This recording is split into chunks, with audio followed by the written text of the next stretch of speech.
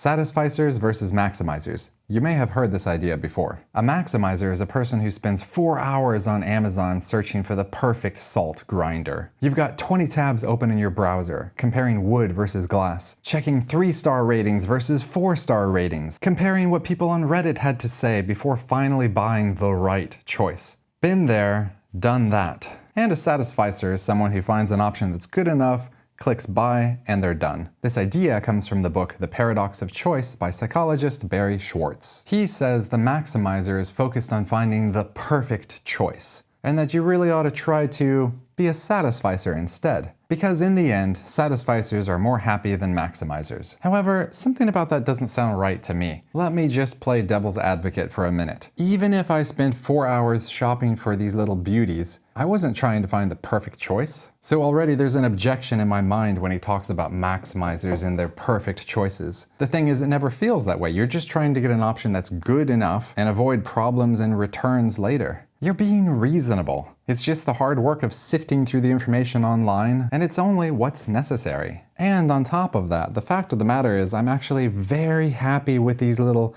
beautiful pieces of art. You might even say that maximizing was the right choice in this case, right?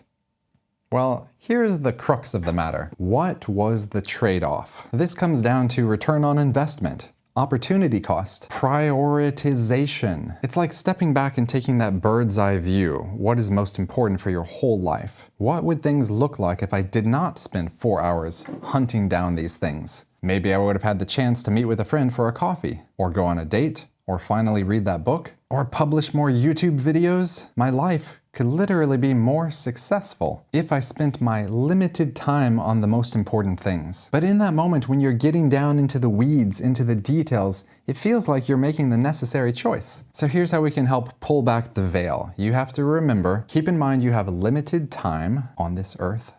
What you use, you will not get back. So really think, is this how you want to use your time? Just back it up and say, would I be okay if this thing that I order is just like 75% all right?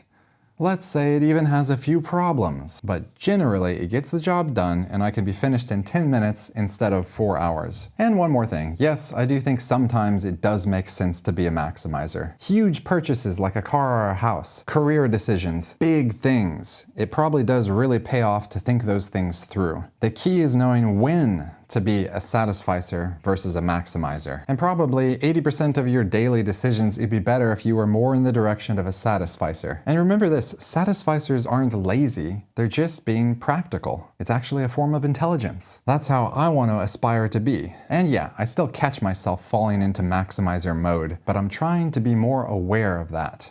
Awareness. Not aware of my awareness, but you get what I mean. I try to catch myself when I'm going down a rabbit hole, think if I can just be good enough with this choice, and spend more time on the things I want to spend time on. At least, that's how I think about it. I'd love to hear your take in the comments below. See you next time.